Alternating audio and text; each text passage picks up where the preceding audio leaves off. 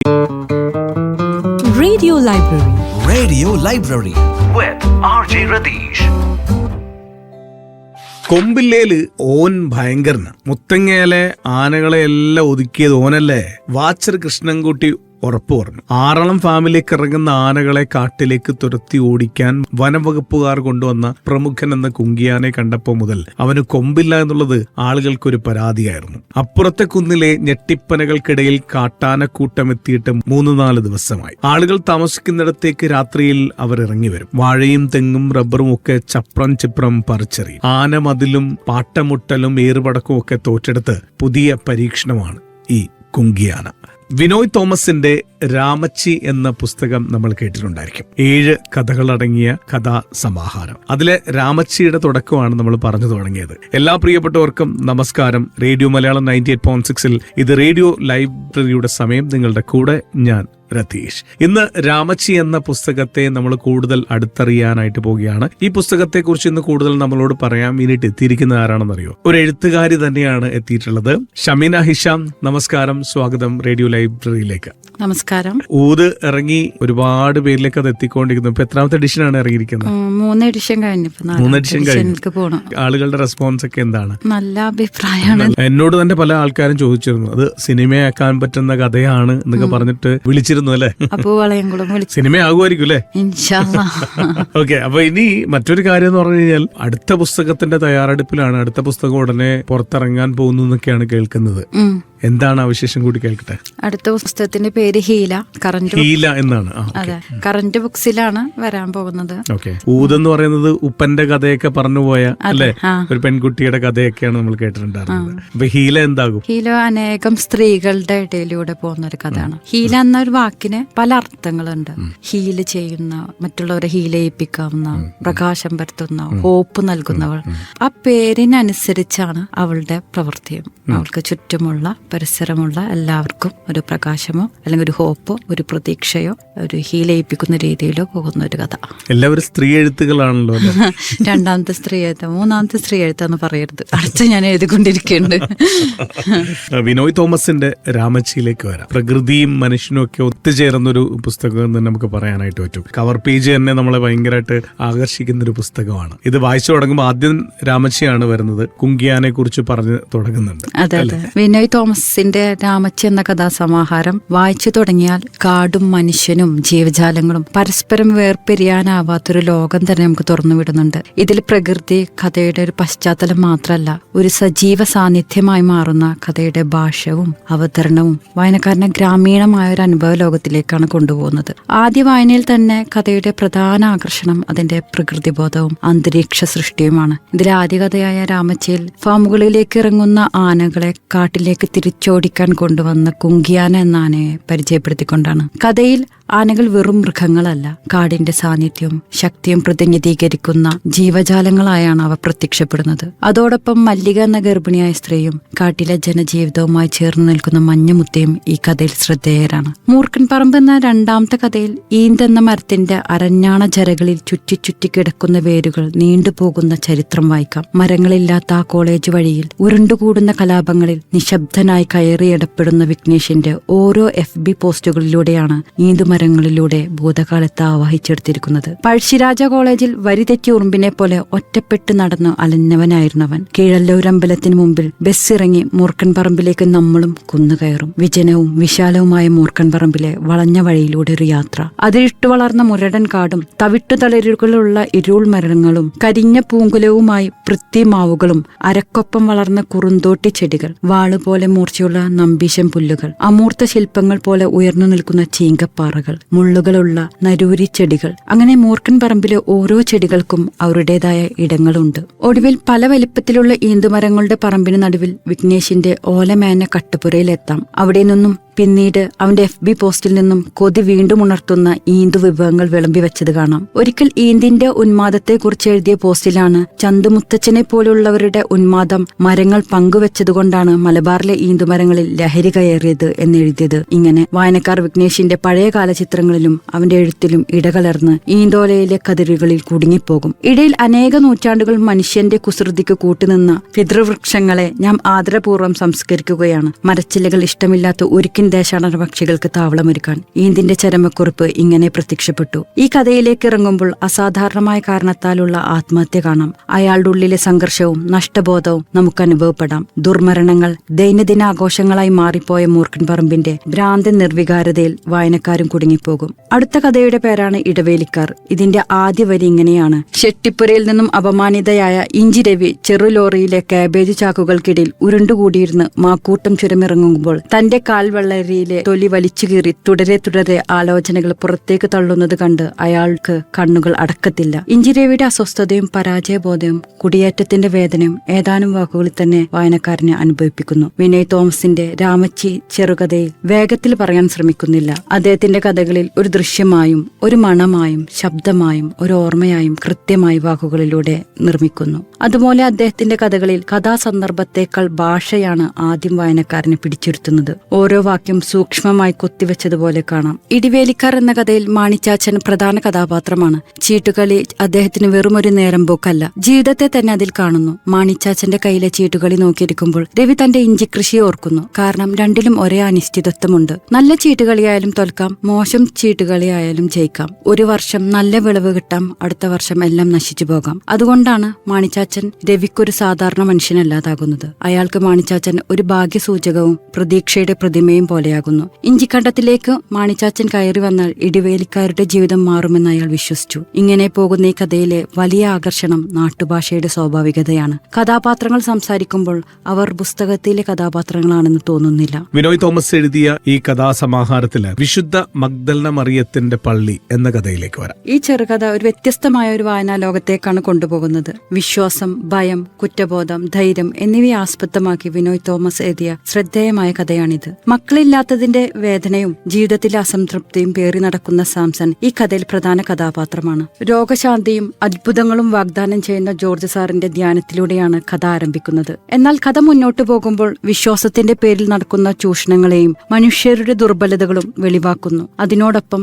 സമൂഹം ഉപേക്ഷിച്ച സ്ത്രീകൾക്ക് അഭയമൊരുക്കുന്ന ജോത്സ്യന സിസ്റ്ററുടെ മഗ്ദലന ഭവനവും കഥയിൽ പ്രാധാന്യമേറിയവയാണ്. സ്വന്തം ജീവിതത്തിൽ ഒരാളോടും എതിർത്ത് സംസാരിക്കാൻ ധൈര്യമില്ലാത്ത സാംസൺ അയാളുടെ ജീവിതത്തിലെ ഏറ്റവും വലിയ ആഗ്രഹം ധൈര്യത്തോടെ മറ്റുള്ളവരുടെ മുഖത്ത് നോക്കി സംസാരിക്കാൻ കഴിയുക എന്നുള്ളതാണ്. എന്നാൽ ധൈര്യം ലഭിച്ചു എന്ന് കരുതുന്ന സന്ദർഭത്തിലും അത് നീതിയുടെ പക്ഷത്ത് ഉപയോഗിക്കാൻ അയാൾക്ക് കഴിയുന്നില്ല. മനുഷ്യന്റെ ഉള്ളിലെ ഭയവും വിശ്വാസവും ദൗർബല്യവും തമ്മിലുള്ള സംഘർഷമാണ് കഥയുടെ മുഖ്യ പ്രമേയം. ഒന്നിനോടും പ്രതികരിക്കാൻ ധൈര്യമില്ലാത്ത ആൾ, അതാണ് ഇറച്ചുവെട്ടുകാരൻ സാംസൺ. സാംസനെ കുറിച്ചാണ് ഈ ഒരു കഥയിലൂടെ വിശുദ്ധ മഗ്ദലന മറിയത്തിന്റെ പള്ളി എന്ന കഥയിലൂടെ പറഞ്ഞു പോകുന്നു. അടുത്തത് ഉടമസ്ഥൻ എന്ന കഥയാണ്. അങ്ങനെ ദൈവം തന്റെ ഛായയിൽ മനുഷ്യനെ സൃഷ്ടിച്ചു, അവരെ ഇങ്ങനെ അനുഗ്രഹിച്ചു: സന്താനപുഷ്ടിയുള്ളവരായി പെരുകുവിൻ, ഭൂമിയിൽ നിറഞ്ഞ് അതിനെ കീഴടക്കുവിൻ, കടലിലെ മത്സ്യങ്ങളുടെയും ആകാശത്തിലെ പറവകളുടെയും ഭൂമിയിൽ ചിരിക്കുന്ന സകല ജീവികളുടെയും മേൽ നിങ്ങൾക്ക് ആധിപത്യമുണ്ടായിരിക്കട്ടെ. കുശാൽ നഗറിലെ തിബറ്റൻ ബുദ്ധസന്യാസിമാരുടെ സുവർണ ക്ഷേത്രത്തിനടുത്തുള്ള ആശ്രമത്തിൽ നിന്നും മാർഗരീത്തയുടെ അപ്പൻ വെട്ടിപ്ലാവിൽ പാപ്പച്ചൻ സംഘടിപ്പിച്ചതാണ് അമിച്ചനെ.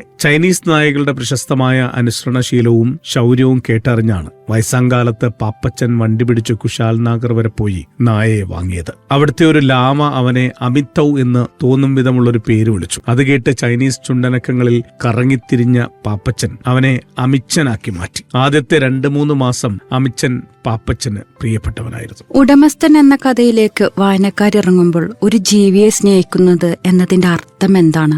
അവനായി അംഗീകരിക്കലാണോ, അല്ലെങ്കിൽ നമ്മുടെ ഇഷ്ടത്തിനനുസരിച്ച് മാറ്റിയെടുക്കലാണോ? വെട്ടിപ്ലാവിൽ പാപ്പച്ചൻ ആദ്യം ആമിച്ചനെ സ്നേഹിച്ചിരുന്നു. പക്ഷെ വളർന്നപ്പോൾ ആമിച്ചൻ പാപ്പച്ചൻ പ്രതീക്ഷിച്ച പട്ടിയായില്ല. അത് അയാളെ അലോസരപ്പെടുത്തി. അയാളുടെ കാഴ്ചപ്പാടിൽ പട്ടി കുരക്കണം, പട്ടിയായാൽ കുരക്കണം, അത്യാവശ്യം കടിക്കുകയും ചെയ്യണം. നമ്മൾ അതിനുവേണ്ടിയല്ലേ വളർത്തുന്നത്? ഉടമസ്ഥന്മാർക്ക് ഇഷ്ടത്തിനനുസരിച്ചാ വളർത്തുമൃഗങ്ങൾ പെരുമാറേണ്ടത്. ഉടമസ്ഥൻ എന്ന കഥയിലൂടെ ഉടമസ്ഥതയും സ്വാതന്ത്ര്യത്തിന്റെയും ചോദ്യങ്ങൾ ഉയർത്തുന്നു. ആ ജീവിയുടെ സ്വഭാവം ബലമായി മാറ്റാൻ പാപ്പച്ചൻ പലവിധത്തിലും ശ്രമിച്ചതാണ്. അതിന്റെ ഭാഗമായി തന്റെ താഴെയുള്ള മകളായ ആൻസിയയുടെ വിരലിൽ നിന്ന് ഒഴുകിയ രക്തം പോലും ആമിച്ചനെ കൊണ്ട് നുണഞ്ഞിറക്കിച്ചു. എന്നാൽ അതിൽ നിന്നും അവൻ പഠിച്ചത് ആക്രമണമല്ല. പിന്നീട് അവനെ കൂട്ടിൽ നിന്ന് പുറത്തുവിട്ടപ്പോൾ അവൻ ഓടിയത് ബംഗാളി പണിക്കരുടെ നേർക്കോ മറ്റാരെങ്കിലെയും കടിക്കാനോ അല്ല, ആൻസിയയുടെ അടുത്തേക്കാണ്. ഈ ഒരു രംഗം വളരെ ഹൃദയസ്പർശിയാണ്. ആമിച്ചന് വേണ്ടത് ചോരയല്ല, മുറിവല്ല, വേദനയല്ല, മറിച്ച് അവനെ സ്നേഹിച്ച മനുഷ്യനെയാണ്. അതുകൊണ്ടാണ് അവൻ കാലുകളിൽ ഉരുമുകയും കൈകളിൽ ഉമ്മ വെക്കുകയും ചെയ്യുന്നത്.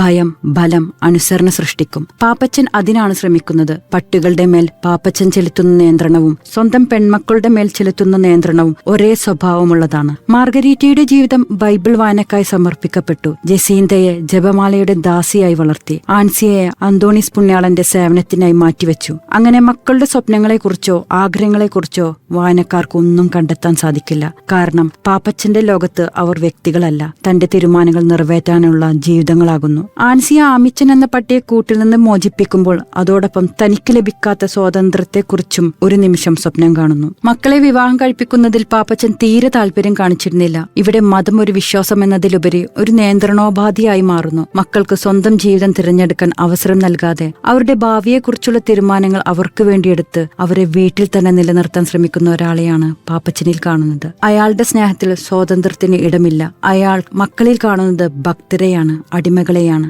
ആ തെങ്ങുകളുടെ ചുവട്ടിലാണ് വെട്ടിപ്ലാവിൻ പാപ്പച്ചൻ തന്റെ ഇച്ഛക്കൊത്ത് വളരാത്ത നായ്ക്കളെയെല്ലാം കുഴിച്ചു മൂടിയത്.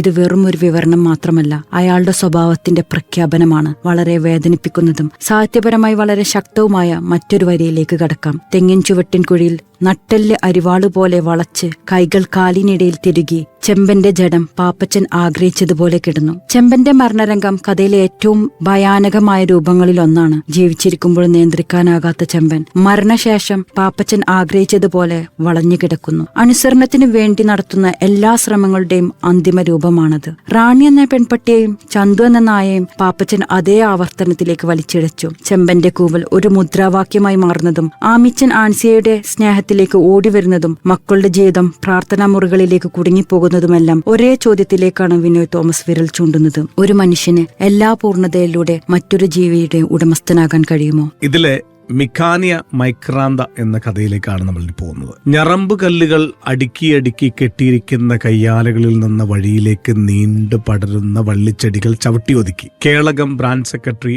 RP രാജു മഞ്ഞാളിൽ വീടിന്റെ വിശാലമായ മുറ്റത്തേക്ക് കയറി. മങ്ങിയ ചവിട്ടുവഴി ഒഴികെ മുറ്റത്തെല്ലായിടത്തും വള്ളിക്കാട് തന്നെയാണ്. പേപ്പച്ചായോ എന്ന് രാജു വിളിച്ചപ്പോൾ പായൽ പിടിച്ച ഭിത്തിയിൽ നിന്ന് ജീവൻ വെച്ചു വരുന്നത് പോലെ നരച്ചു മുഷിഞ്ഞ കൈമൻ തിണ്ണയിൽ എഴുന്നേറ്റ് നിന്നു. പുതിയ തരത്തിലുള്ള ഒരു എലിക്കടിയിൽ ചുട്ട ഉണക്കമുള്ളൻ ഇരയായി വെക്കാൻ ഒരുങ്ങുകയായിരുന്നു അയാൾ. മുറുക്കാൻ വര വീണ ചുണ്ടുകളിൽ നിന്ന് രാജുവിനൊരു ചിരിയും അകത്തെ മുറിയിലേക്ക് ഒരു അറിയിപ്പും പോയി. രാജു വന്ന്, രാജുവേ ഇങ്ങ് കേറിപ്പോരെ, അകത്തു നിന്നും പേപ്പന്റെ ക്ഷണം. പണിയെടുക്കാതെ കിടക്കുന്ന എല്ലാ പറമ്പിലും വളരുന്ന അപകടകാരിയായ ചെടിയാണ് പൂലോകം മുടിച്ചി. ഇതിന്റെ ശാസ്ത്രീയ നാമമാണ് മിക്കാനിയ മൈക്രാന്ത. ഈ ചെറുകഥയുടെ പേരും മിക്കാനിയ മൈക്രാന്ത എന്നാണ്. മലബാറിലേക്ക് കുടിയേറി വന്ന മഞ്ഞാളിൻ പൗലോ ആരോഗ്യത്തോടെ കൃഷി നടത്തിയ സമയത്തൊന്നും പൂലോകം മുടിച്ചിയുടെ സാന്നിധ്യം അയാളുടെ പറമ്പിൽ ഉണ്ടായിരുന്നില്ല. അയാളുടെ മകൻ പേപ്പച്ചനും ഭാര്യ ഏലമ്മയും അവരുടെ മകൻ ജോഷിയും ചേർന്ന് രസകരമായ ഒരു കൗതുക രാഷ്ട്രീയം കഥയിൽ ചേർത്ത് വെച്ചുകൊണ്ട് കുടിയിറക്കലിനെതിരെയുള്ള സമരങ്ങൾക്കെല്ലാം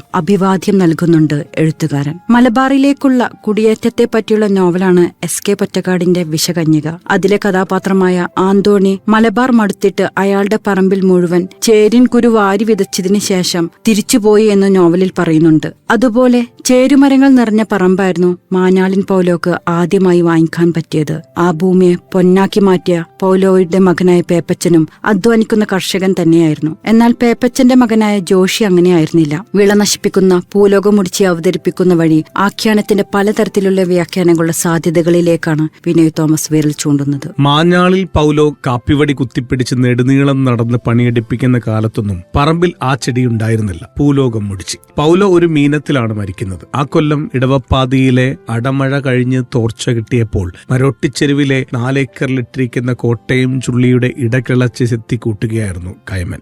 കപ്പയ്ക്കിടയിലെ എലി കയറാതെ അതിലെയും ഇതിലെയും ഓരോ മഞ്ഞൾ വിത്തും കുഴിച്ചിട്ടിട്ടുണ്ട്. അതൊന്നും കൊത്തിപ്പോകാതെ കപ്പയുടെ കിഴങ്ങ് വേരിൽ തട്ടാതെ സൂക്ഷിച്ചു വേണം ഇടകിളയ്ക്കാൻ. കാട് നീക്കിക്കഴിഞ്ഞാൽ കുറച്ച് പൊടിവളം വാരിയിട്ട് മണ്ണ് തട്ടിപ്പൊത്തണം. അതെല്ലാം വൃത്തിയായി ചെയ്യാൻ കൈമൻ അറിയാം. അടിവളം കയറിയതിനാൽ തണ്ടുവാഴിച്ചു പോയ ഒരു കപ്പയുടെ ചുവട് ഇളക്കുമ്പോഴാണ് ചുറ്റിപ്പിടിച്ച് തല നിവർന്നു വരുന്ന ആ വള്ളി ആദ്യമായി കാണുന്നത്. കമ്മ്യൂണിസ്റ്റ് പച്ചയുടെ ഇലയുടെ ആകൃതിയാണെങ്കിലും അത്ര കട്ടിയല്ല. വാദക്കൊടി പോലെ ഒരു വള്ളിച്ചെടി. ചെടി ഇതിനകത്തൊരു പ്രധാനപ്പെട്ട കഥാപാത്രം. അപ്പൊ ചെടിയെക്കുറിച്ച് മാത്രമല്ല നമ്മൾ പറഞ്ഞു പോകുന്നത്. അല്ല, പൂലോകം മുടിച്ച് എന്ന് പറയുന്ന ചെടി ഒരു വിളവ് നശിപ്പിക്കുന്നതിനോടൊപ്പം അത് മനുഷ്യനിലേക്ക് പടർന്നു കയറുന്നുണ്ട് എന്നാണ് അർത്ഥമാക്കുന്നത്. ഈ കഥയിലെ കഥാപാത്രമായ പൗലോ കർഷകനായിരുന്നു. അയാളുടെ അധ്വാനം അതേ രീതിയിൽ തന്റെ മകനായ പേപ്പച്ചനും അതിനെ ചുറ്റിപ്പറ്റിയാണ് അവനും ജീവിച്ചത്, അതിനെ വളർത്തു വലുതാക്കിയതും. പക്ഷെ അവരുടെ മകനായ ജോഷിയിലേക്ക് എത്തുമ്പോൾ അതിന്റെ കഥ മാറുകയാണ്. ഇത് തന്നെയാണ് പൂലോകം മുടിച്ചിയുടെ മറ്റൊരു തരത്തിലേക്കുള്ള ഒരു വ്യാഖ്യാനവും. അവിടെ എത്തുമ്പോൾ ആ മണ്ണിനെ അപ്പാടി നശിപ്പിക്കുകയാണ്. ഒരു പൂലോകം മുടിച്ചയെ പോലെ തന്നെ ഒരു മനുഷ്യനിലേക്കും ആ വള്ളിപ്പടർപ്പ് എങ്ങനെ കയറുന്നു എന്നുള്ളത് അവിടെ വ്യക്തമായി കാണാൻ നമുക്ക് സാധിക്കും. അതിന്റെ ശാസ്ത്രീയ നാമമാണ് മിക്കാനിയ മൈക്രാന്ത. ആ കഥയാണ് നമ്മൾ കേട്ടുകഴിഞ്ഞിരിക്കുന്നത് രാമച്ചിയിൽ നിന്നും. രാമച്ചി ആയിക്കോട്ടെ, മൂർഖൻ പറമ്പായിക്കോട്ടെ, ഇടവേലിക്കാരനായിക്കോട്ടെ, വിശുദ്ധ മഗ്ദലന മറിയത്തിന്റെ പള്ളി ആയിക്കോട്ടെ, ഉടമസ്ഥൻ, മിക്കാനിയ മൈക്രാന്ത, അരി, ഇങ്ങനെയുള്ള ഓരോ കഥകൾ നമ്മൾ വായിച്ചു പോകുമ്പോൾ ഡീറ്റെയിലിംഗ് ആയിട്ട് നമുക്ക് പറഞ്ഞു തരുന്നു എന്നുള്ളതാണ് ഇതിന്റെ ഏറ്റവും വലിയൊരു പ്രത്യേകത. വിനോയ് തോമസിന്റെ കഥകൾ മനുഷ്യരെയും സ്ഥലങ്ങളെയും ഒരുപോലെ ഓർക്കുന്ന കഥകളാണ്. ഇതിന്റെ ഡീറ്റെയിലിംഗ് ആണ് ഇതിന്റെ ഏറ്റവും മനോഹരം. കാടും മരങ്ങളും മൃഗങ്ങളും ഗ്രാമങ്ങളും ഈ വായനക്കാർക്ക് കഥയിലെ പശ്ചാത്തലമായി മാത്രം കാണാൻ സാധിക്കില്ല. ഓരോ വസ്തുവും ജീവനുള്ള വസ്തുക്കളായി തോന്നും, ജീവനുള്ള സാന്നിധ്യങ്ങളായി മാറും. ഓരോ കഥയിലൂടെ മനുഷ്യൻ പ്രകൃതിയുടെ അധിപനല്ലെന്നും അതിന്റെ ഭാഗമാണെന്നും അദ്ദേഹം പറഞ്ഞു വെക്കുന്നു. എഴുത്തുകാരൻ വായനക്കാരെ കരയിപ്പിക്കാൻ ശ്രമിക്കുന്നില്ല, അത്തരം വാചകങ്ങളിലൂടെ കടന്നു പോകുന്നില്ല. ഇതിന് പല ഉള്ളർത്ഥങ്ങളുണ്ട്. അദ്ദേഹം ജീവിതം കാണിച്ചു തരുന്നു. വികാരം വായനക്കാരാണ് കണ്ടെത്തേണ്ടത്. സമൂഹത്തിന്റെ അരികുകളിൽ ജീവിക്കുന്ന സാധാരണ മനുഷ്യരുടെ ഭയങ്ങളും പ്രതീക്ഷകളും കുറ്റബോധങ്ങളും സ്വപ്നങ്ങളും അതിസൂക്ഷ്മമായി രേഖപ്പെടുത്തുന്നു. മനുഷ്യരെ വിധിക്കാതെ മനസ്സിലാക്കാൻ ശ്രമിക്കുന്ന കാഴ്ചപ്പാടാണ് അദ്ദേഹത്തിന്റെ കഥകളുടെ ഏറ്റവും വലിയ ശക്തി. നമ്മൾ നേരത്തെ പറഞ്ഞ ഡീറ്റെയിലിംഗ്, ഇടവേലിക്കാരനിലേക്കൊക്കെ വരുമ്പോൾ തന്നെ ഭയങ്കര ഡീറ്റെയിലിംഗ് ആണുള്ളത് അല്ലെ. അല്ലെ, ഇഞ്ചകൃഷിയെ കുറിച്ചൊക്കെ വളരെ ഡീറ്റെയിൽ ആയി പോകുന്നുണ്ട്. ചീട്ടുകളിയെ കുറിച്ചും അതെ വളരെ ഡീറ്റെയിൽ ആയി പോകുന്നുണ്ട്. ഓരോ ചീട്ടുകളിയുടെ വിവിധ തലത്തിലൂടെയുള്ള ഭാവങ്ങളിലൂടെ പോകുന്നുണ്ട്. ഓരോ കാര്യങ്ങളും ഇടവേലിക്കാർ ചീട്ടുകളിയുമായിട്ടാണ് ബന്ധപ്പെടുത്തുന്നത്. അവർക്ക് ഏറ്റവും പ്രധാനപ്പെട്ട ഒരു കഥാപാത്രമാണ് മാണിച്ചാച്ചൻ, ഇടവേലിക്കാരുടെ ഒരു പൊതുസ്വത്ത് എന്ന് പറയാം. ഇങ്ങനെയാണ് ഈ കഥയുടെ ഒരു മാറ്റം തന്നെ. ഇഞ്ചകൃഷിയും ചീട്ടുകളിയും എങ്ങനെ ഒരേ നിലയിലേക്ക് തുലനം ചെയ്ത് കൊണ്ടുപോകുന്നത് അതൊരു വിനോയ് തോമസിന്റെ ഒരു പ്രത്യേകത തന്നെയാണ്. അതുപോലെ തന്നെയാണ് മൂർഖൻ പറമ്പിലെ ഒരു അവസ്ഥ. അതിലെ ആ ഒരു ഈന്തമരങ്ങൾക്കിടയിലൂടെ പെട്ടുപോയ വിഘ്നേഷിന്റെ കഥ പറയുമ്പോൾ, അവിടെ അവന്റെ ഒരു മരണത്തെ കുറിച്ച് വിവരിക്കുമ്പോൾ, ഒറ്റപ്പെടലിനെ കുറിച്ച് വിവരിക്കുമ്പോൾ, അത് വല്ലാത്തൊരു അവസ്ഥയിലൂടെ നമുക്ക് കടന്നു പോകുന്നത്. ആ മൂർഖൻ പറമ്പും ഈന്തമരങ്ങളും ഈന്ത മരത്തിന്റെ കുറിച്ച് വിവിധ ഘട്ടങ്ങളും കണ്ണൂർ വിമാനത്താവളത്തിലേക്ക് അത് പ്രതീക്ഷയാണ് അവനിക്ക്. ഇത്രയും അവൻ വിവരിച്ചുകൊണ്ടിരുന്ന അവന്റെ ഒരു പ്രതീക്ഷയായിരുന്നു കണ്ണൂർ വിമാനത്താവളത്തിലേക്ക് തന്റെ പറമ്പും എടുക്കുമ്പോൾ ഈന്തമരങ്ങൾക്ക് അത്രയും പ്രാധാന്യം നൽകിക്കൊണ്ട് തനിക്ക് കാശ് ലഭിക്കുമെന്ന്. അങ്ങനെയാണുള്ള ഒരു ആത്മഹത്യ കേൾക്കുമ്പോൾ നമുക്ക് ഉൾക്കൊള്ളാൻ സാധിക്കില്ല. അത്രയും ഏറെ ഇഷ്ടപ്പെട്ട ഈന്തമരങ്ങളെ കുറിച്ച് എപ്പോഴും പറഞ്ഞിരുന്ന വിഘ്നേഷിന്റെ ആ ആത്മഹത്യ നമുക്ക് ഉൾക്കൊള്ളാൻ സാധിക്കില്ല. 2019 കേരള സാഹിത്യ അക്കാദമി പുരസ്കാരം നേടിയ രാമച്ചി എന്ന പുസ്തകം, വിനോയ് തോമസിന്റെ ഈ ഒരു പുസ്തകം എന്ന് പരിചയപ്പെടുത്തതിൽ ഒരുപാട് നന്ദി. രതീഷ്, എന്നെയും ക്ഷണിച്ചതിന് ഒരുപാട് നന്ദി.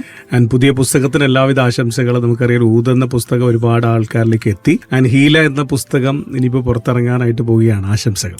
നന്ദി. എഴുത്തുകാരിയായിട്ടുള്ള ഷമിന ഹിഷാം ആണെന്ന് നമ്മളുടെ കൂടെ ഉണ്ടായിരുന്നു. അപ്പോൾ ഷമിന ഹിഷാമാണ് ഇന്ന് വിനോയ് തോമസിന്റെ രാമച്ചി എന്ന പുസ്തകം നമ്മളെ പരിചയപ്പെടുത്തിയത്. ഇതിലെ 7 കഥകളുടെ കഥാസമാഹാരമാണ്. കാടും പ്രകൃതിയും മനുഷ്യനും ഒക്കെ ഒത്തുചേരുന്ന ഒരു പുസ്തകം എന്ന് നമുക്കിതിനെ വിശേഷിപ്പിക്കാനായിട്ട് പറ്റും. വിനോയ് തോമസിന്റെ രചനാ ശൈലി തന്നെയാണ് എടുത്തു പറയേണ്ടത്. ആർക്കും ഇഷ്ടപ്പെടുന്ന രീതിയിൽ, അല്ലെങ്കിൽ എല്ലാവരും ഈ പുസ്തകത്തിൽ ഇങ്ങനെ മനസ്സുകൊണ്ട് ഏറ്റവും അടുക്കുന്ന രീതിയിലാണ് ഇതിലെ ഓരോ കഥാപാത്രങ്ങളെയും എഴുതിയിട്ടുള്ളത്, അല്ലെങ്കിൽ ഇതിലെ പ്രകൃതിയെ വർണ്ണിച്ചിട്ടുള്ളത്. ഓരോ കഥാപാത്രങ്ങളെ നമ്മുടെ ഉള്ളിലേക്ക് എത്തിക്കുന്നതും ഒക്കെ തന്നെ ഒരു വ്യത്യസ്തമായ രചനാ ശൈലിയിലൂടെ തന്നെയാണ്. അതാണ് വിനോയ് തോമസിന്റെ ഏറ്റവും വലിയൊരു പ്രത്യേകത എന്ന് പറയുന്നത്. അപ്പൊ രാമച്ചി എന്ന പുസ്തകം നിങ്ങൾ വായിച്ചിട്ടില്ല എന്നുണ്ടെങ്കിൽ ഉറപ്പായിട്ടും വായിക്കുക. 7 കഥകൾ അടങ്ങിയ കഥാസമാഹാരമാണ്. അപ്പൊ ഈ മനോഹരമായിട്ടുള്ള പുസ്തകം ഇന്ന് നിങ്ങളെ പരിചയപ്പെടുത്തിക്കൊണ്ട് തൽക്കാലം റേഡിയോ ലൈബ്രറിയിൽ നിന്നും രതീഷും ബബായ് പറയുകയാണ്. കേട്ടോടിക്കോ റേഡിയോ മലയാളം 98.6 കഥാസ് നമ്പർ 1 റേഡിയോ സ്റ്റേഷൻ.